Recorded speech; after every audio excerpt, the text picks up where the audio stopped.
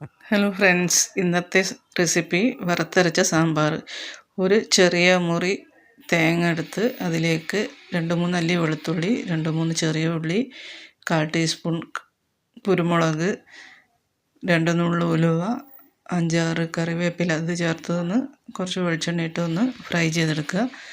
1/4 ഭാഗം ഫ്രൈ ആയതിന് ശേഷം 1/4 ടീസ്പൂൺ ജീരകം ഇട്ട് ഒന്ന് ബ്രൗൺ ആവുന്നവരെ വറുത്തെടുത്തതിന് ശേഷം 1.5 ടീസ്പൂൺ മുളക് പൊടി, 3 ടീസ്പൂൺ മല്ലിപ്പൊടി, 1/4 ടീസ്പൂൺ മഞ്ഞൾപ്പൊടി, 1/4 ടീസ്പൂൺ കായപ്പൊടി എന്നിവ ചേർത്ത് ഒന്ന് മൂപ്പിച്ച് മാറ്റി വെക്കുക. ഒരു കുക്കറിലേക്ക് 1/2 കപ്പ് പരിപ്പ്, 1/4 ടീസ്പൂൺ മഞ്ഞൾപ്പൊടി, 1/4 ടീസ്പൂൺ കായപ്പൊടി ചേർത്ത് 5-6 വിസിൽ വരുന്നത് ഒന്ന് വേവിച്ചെടുക്കുക. വേറൊരു പാത്രത്തേക്ക് പച്ചക്കറി ഇട്ട് അതിലേക്ക് 3 പച്ചമുളക്, 1 സവാള, 4-5 അല്ലി വെളുത്തുള്ളി, പാകത്തിന് ഉപ്പ്, 1/4 ടീസ്പൂൺ മഞ്ഞൾപ്പൊടി ചേർത്ത് 1/4 ഭാഗം വേവിച്ചെടുക്കുക. അതിലേക്ക് 5-6 വെണ്ടക്ക എടുത്ത് ഒന്ന് വഴറ്റി അതിലേക്ക് ചേർക്കുക.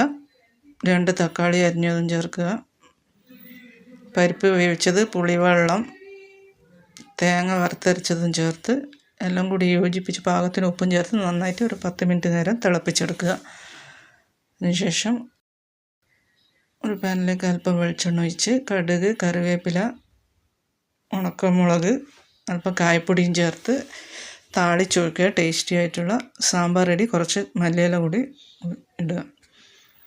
എല്ലാവരും ട്രൈ ചെയ്ത് നോക്കണം. ടേസ്റ്റി ആയിട്ടുള്ള സാമ്പാറാണ്. എല്ലാവരും വീഡിയോ ലൈക്ക് ചെയ്യുക, ഷെയർ ചെയ്യുക, സബ്സ്ക്രൈബ് ചെയ്യുക. Thank you for watching.